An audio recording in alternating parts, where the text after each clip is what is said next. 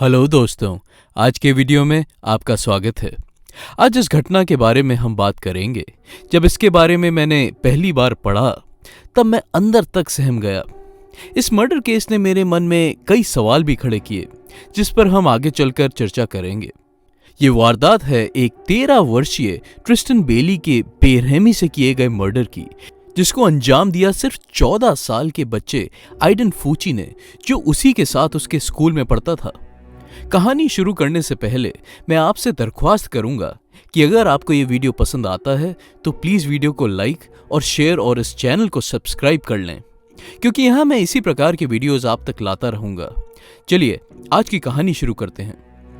बात है मई 9, 2021 की शाम की, जिस दिन विश्व भर में मदर्स डे मनाया जा रहा था। उस दिन की सुबह फ्लोरिडा के एक शहर में बेली परिवार अपने 13 साल की बच्ची, जिसका नाम ट्रिस्टन था, उसकी मिसिंग कंप्लेंट पुलिस को देती है। कंप्लेंट मिलते ही सेंट जॉन्स काउंटी की पुलिस गुमशुदा लड़की की तलाश में जुट जाती है।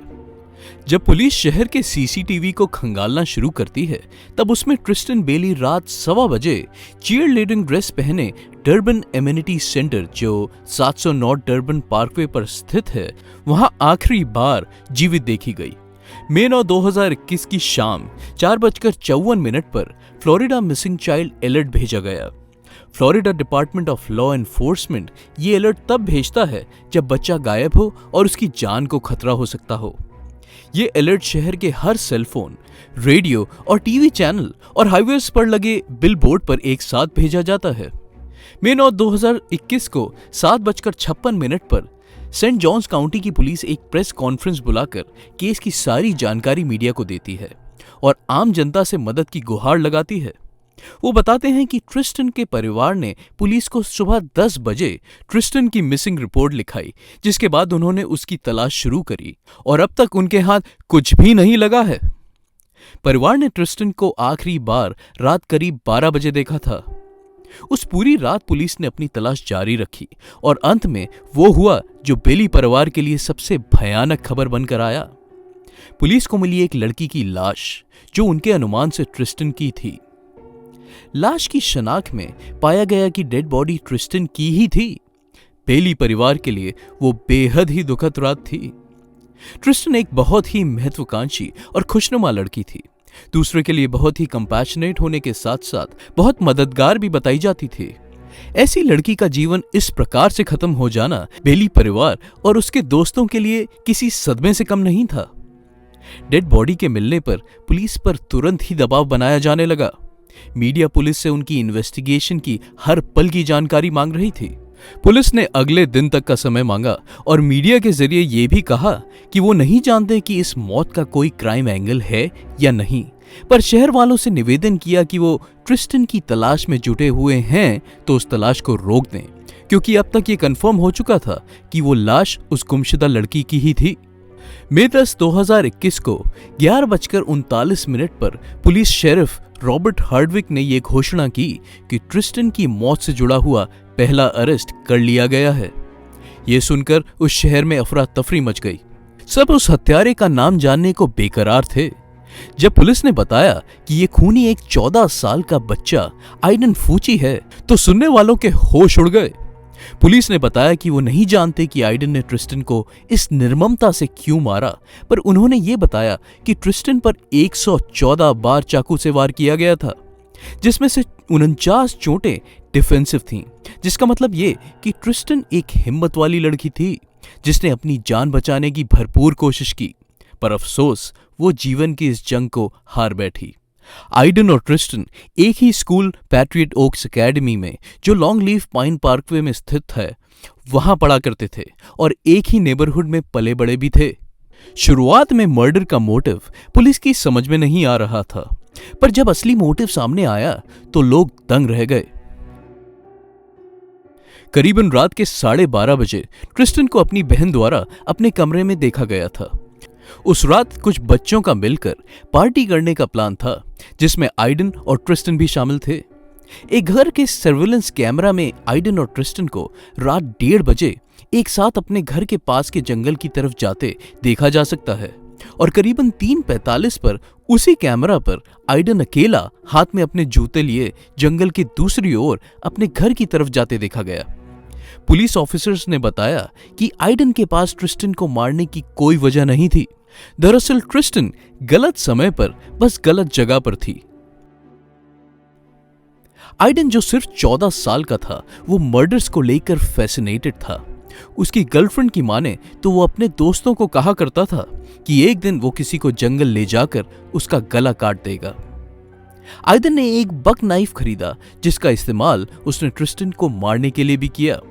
वो उस नाइफ से अपने दोस्तों का गला काटने की धमकी भी देता था, पर सभी उसे उसका बचपना समझकर बुला देते थे।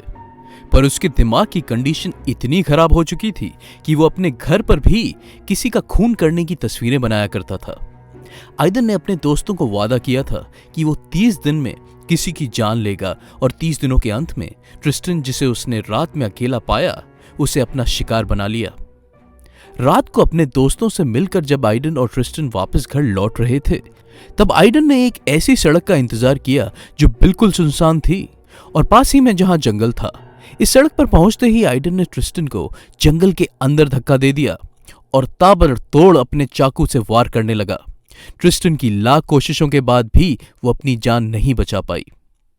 14 साल का ये बच्चा अपनी सनक में इतना एरोगेंट और इतना असंवेदनशील था कि जब पुलिस ने इसको अरेस्ट करने वक्त कार में बिठाया, तब आइडन हंसता हुआ स्नैपचैट पर पोस्ट डाल रहा था जिसमें उसने अपने दोस्तों से पूछा, Has anyone seen Tristan lately? और उसके बाद में भी उसने कई भद्दे पोस्ट डाले। उसे अपने निर्मम अपराध को लेकर कोई रिग्रेट नहीं था। उसके अगले पोस्ट कुछ इस प्रकार थे, We are having fun in a cop car you all। वो अपनी ही नजरों में एक सेलिब्रिटी बन चुका था। मई 2021 में मर्डर की बर्बरता को देखते हुए उसे फर्स्ट डिग्री मर्डर के चार्ज के साथ जुवेनाइल होने के बाद भी एज एन एडल्ट चार्ज किया गया। एक एडल्ट अपराधी को इस निर्मम हत्या के लिए फ्लोरिडा स्टेट में या तो मौत मिलती है या आजीवन कारावास। चूंकि आइडन जुवेनाइल था, उसे मौत की सजा नहीं दी जा सकती थी, पर मार्च 24, 2023 में उसे 40 साल जेल की सजा मिली। मर्डर के अगले दिन जब पुलिस आइडन के घर पहुंची और आइडन से पूछताछ करना शुरू किया, तब आइडन की मां को अपने बेटे की करनी पर शक हुआ। उसने फटाफट आइडन की खून भरी जीन्स जो उसने पिछली रात पहनी थी, उसे निकालकर धोना शुरू कर दिया, जिसको वीडियो में भी देखा जा सकता है। फॉरेंसिक टीम द्वारा खून के धब्बे आइडन की जीन्स और नाली में भी पाए गए। आइडन की मां ने उसको कान में आकर यह भी कहा कि अगर पुलिस पूछे तो उन्हें बताना कि तुमने बीती रात खाकीज पहनी थी, जीन्स नहीं। कोर्ट में भी आइडन की मां को फुसफुसाते हुए सुना जा सकता है, जहां वो उसे कोई भी नकली स्टोरी बनाकर उसी पर डटे रहने की राय देती है। क्रिस्टल के खिलाफ सारे सबूत जुटाने के बाद उसे भी फ्लोरिडा स्टेट के एविडेंस टेम्परिंग कानून के तहत गिरफ्तार कर लिया गया। आइडन का मिजाज सजा के बाद भी नहीं बदला। वो जेल में भी बहुतों को चाकू से मारने की धमकी दे चुका है और कई दफा सिक्योरिटी से भी लड़ बैठा। यह तय है कि आइडन अपने जीवन का अधिकांश वक्त जेल में बिताएगा और उसकी मां क्रिस्टल, जिसने उसकी परवरिश में इतना ध्यान नहीं दिया जितना कि उसके अपराध को छिपाने में, वो भी 5 साल के लिए जेल जाएंगी। ट्रिस्टन की याद में उसके सभी दोस्त, टीचर्स और परिवार वाले सेलिब्रेशन ऑफ लाइफ नाम का एक इवेंट को आयोजन करके उसमें सम्मिलित हुए और ट्रिस्टन की छोटी बड़ी यादों को एक दूसरे के साथ बांटा। ट्रिस्टन की मां कहती हैं कि वो आइडन को कभी भी माफ नहीं करेंगी। दोस्तों, विचार करने की बात यह है कि क्या आइडन की परवरिश के चलते वो ऐसा खूंखार अपराधी बना? क्या उसे सही दिशा दी जाती तो वो समाज का एक प्रोडक्टिव और लॉ अबाइडिंग नागरिक बन सकता था? और अपराध और इस क्रूएलिटी के साथ किया गया खून एक बच्चे की फैसिनेशन कैसे हो सकता है? इंटरनेट और बच्चों को दी गई आजादी क्या हमें एक हिंसक और इनडिसिप्लिन समाज बना रहा है? इस बात पर हम सबको 2 पल के लिए चिंतन करना चाहिए। आज के लिए बस इतना ही। अगर यह वीडियो आपको पसंद आया तो प्लीज इसे लाइक शेयर करें ताकि यह वीडियो ज्यादा से ज्यादा लोगों तक पहुंचे, और प्लीज इस चैनल को सब्सक्राइब जरूर कर लें ताकि मेरे वीडियोस आप तक जल्द से जल्द पहुंच पाएं। धन्यवाद।